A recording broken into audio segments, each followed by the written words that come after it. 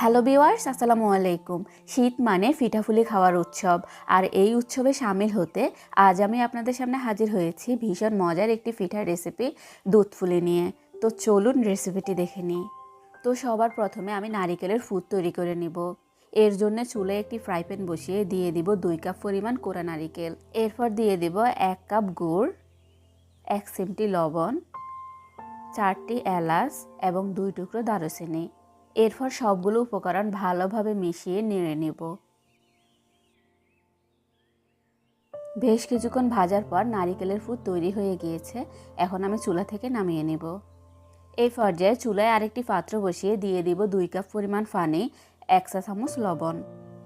এরপর পানিতে বলক আসা পর্যন্ত অপেক্ষা করব।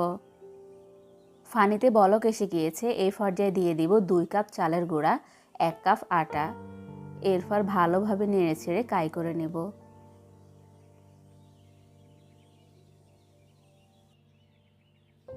কাই পারফেক্টভাবে তৈরি হয়ে গিয়েছে। এখন আমি চুলা থেকে নামিয়ে নেব। এই পর্যায়ে হাতে হালকা পানি লাগিয়ে কাইটাকে ভালোভাবে মথে নেব।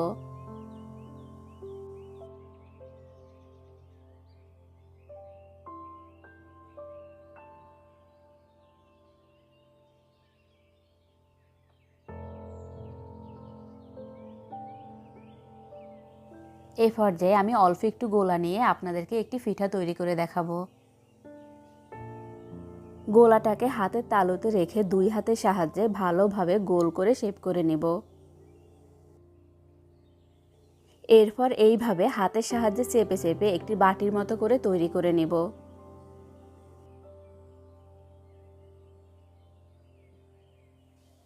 এরপর নারিকেলের পুর দিয়ে 2 পাশ থেকে এভাবে চেপে পিঠার শেপ দিয়ে নেব।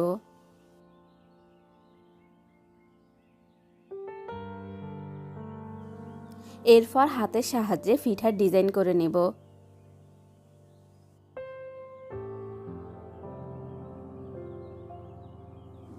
ডিজাইন করা হয়ে গিয়েছে। এইভাবে সবগুলো পিঠা তৈরি করে নেব।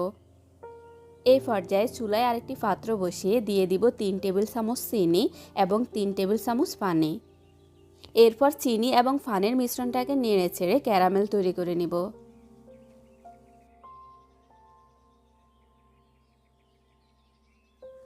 ক্যারামেল ফ্রাই তৈরি হয়ে গিয়েছে। এখন আমি দিয়ে দিব 2 কাপ পরিমাণ পানি। এরপর ভালোভাবে নেড়েচেড়ে দিয়ে দিব 1/2 কাপ পরিমাণ গুঁড়া দুধ। এরপর আবারও ভালোভাবে নেড়েচেড়ে পিঠাগুলো এক এক করে দিয়ে দিব।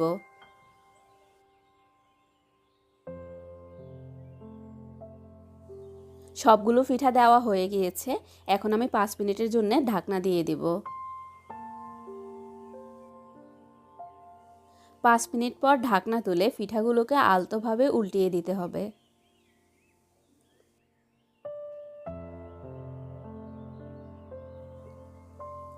এরপর আবারও ঢাকনা দিয়ে দিব 5 মিনিটের জন্য।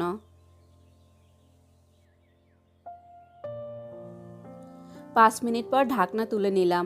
পিঠাগুলো প্রায় হয়ে গিয়েছে। এখন আমি চুলা থেকে নামিয়ে নেব। তো ভিউয়ার্স, এরই মাঝে তৈরি হয়ে গিয়েছে ভীষণ মজার দুধ ফুলি পিঠা।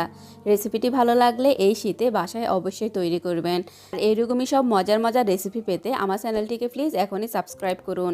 ভালো থাকবেন সবাই। আল্লাহ হাফেজ।